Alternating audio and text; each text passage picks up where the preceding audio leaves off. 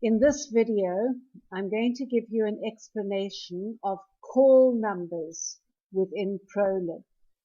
Now, first I want to point out that this is dealt with in some detail in the manual.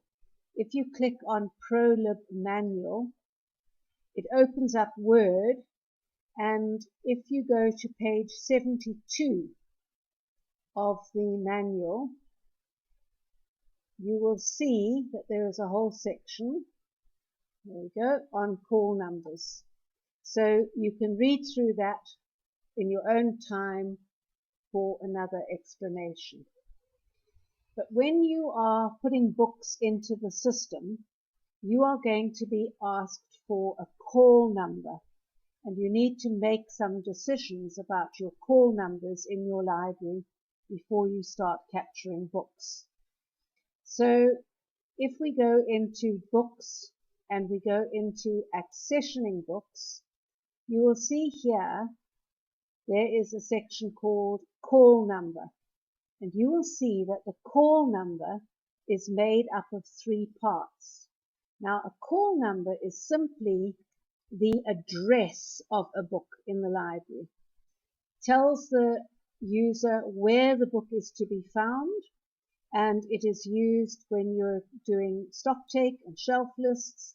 It's used in your catalogs, and your call number will be on the spine of every book.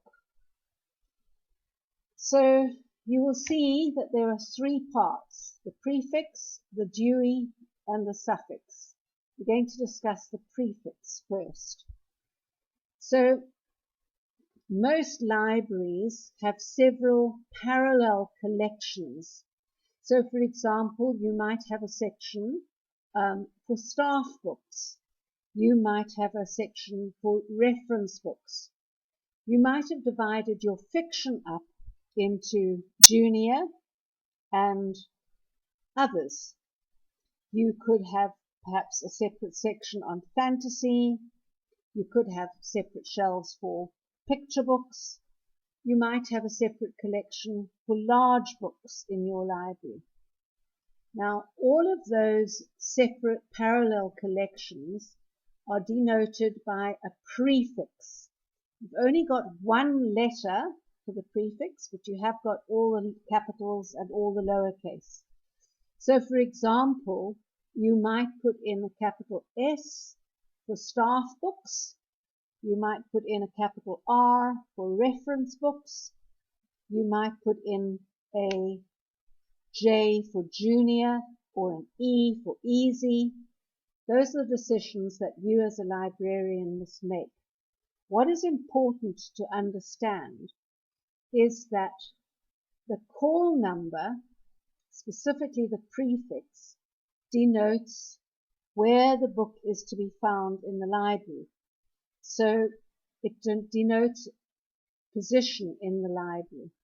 So if it's got an R in the prefix, then that book must be with the reference books. Similarly, if a book is with the reference books, it must have a capital R to separate it from the rest of the collections in the library. So the prefix divides the library up into different areas, different collections, which run parallel to each other. Now, it's quite possible that a book has no prefix. In other words, it's either a straightforward fiction book or a straightforward non-fiction fact book, in which case you would leave your prefix blank.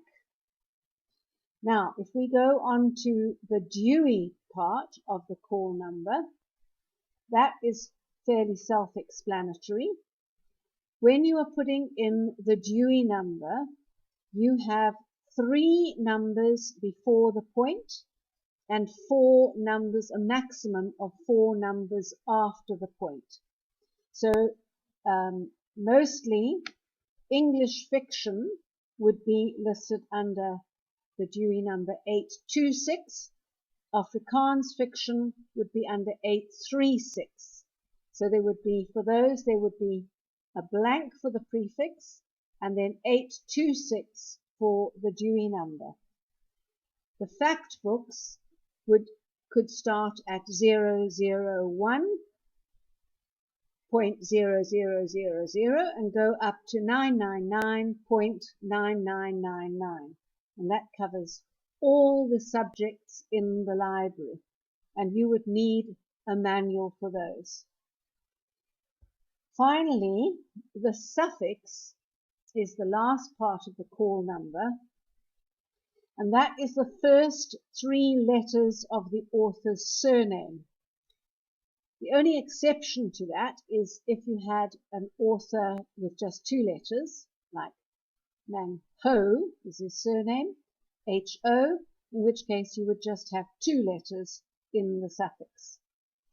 Specific cases of different treatments for authors' names are explained in the manual, but traditionally, according to Anglo-American Cataloguing Rules 2, all surnames that start with Mc or Mac, so MacDonald or McDonald, are entered under M-A-C.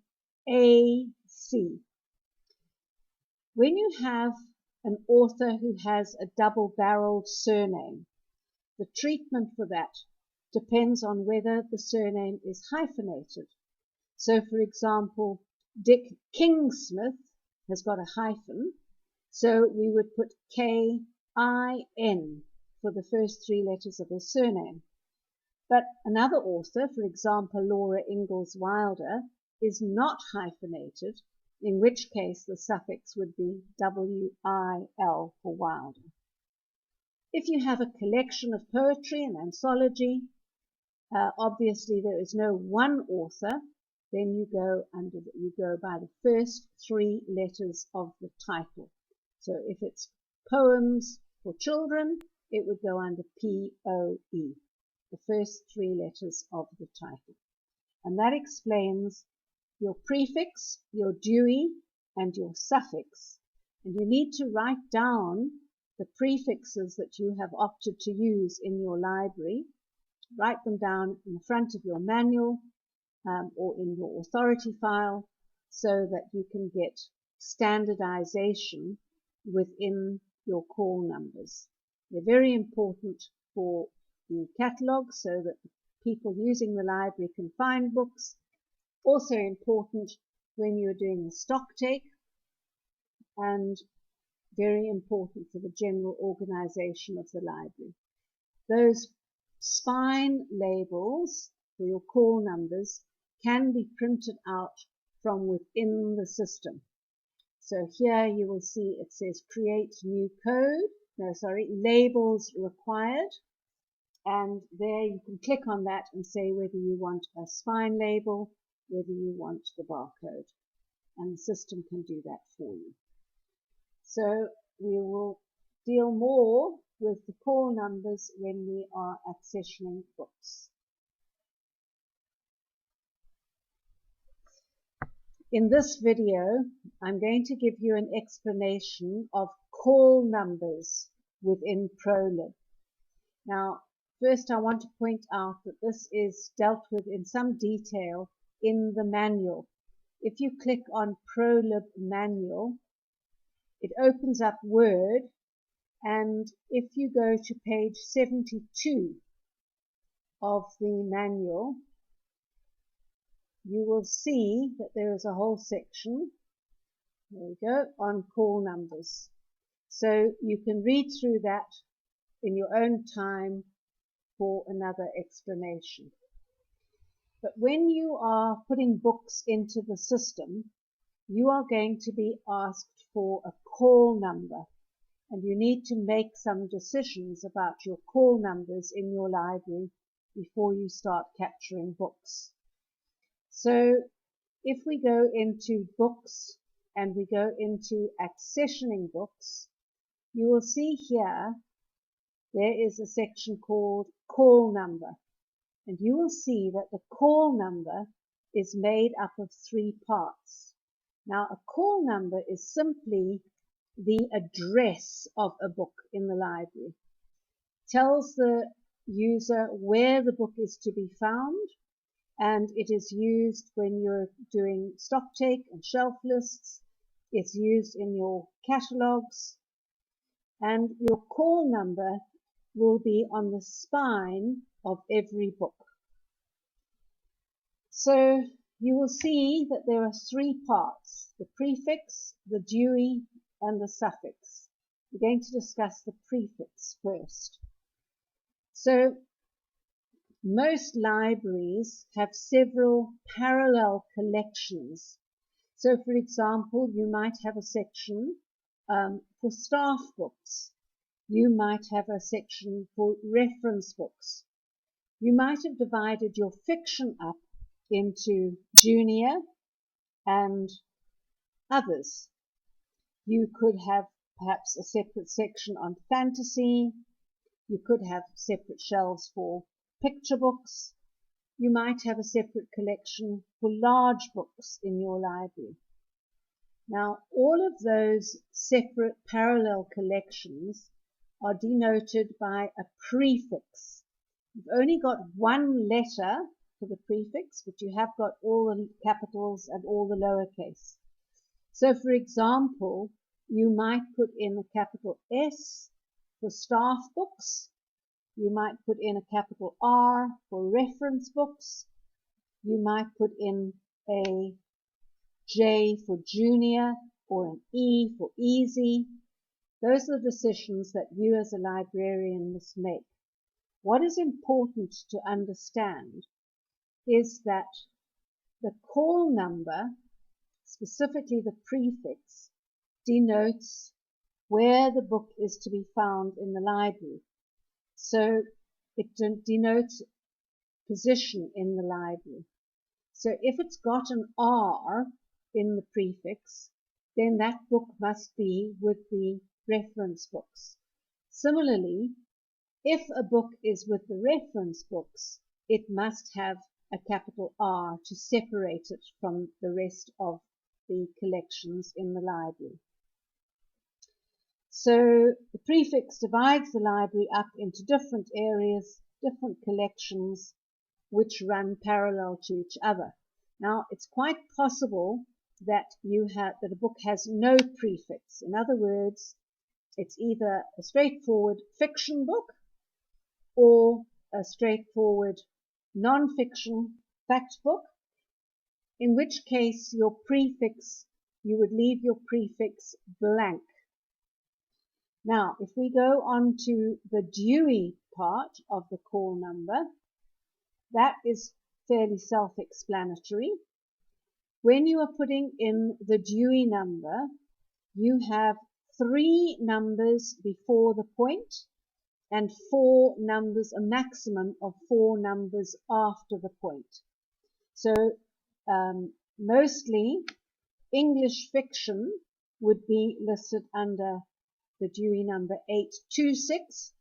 Afrikaans fiction would be under 836.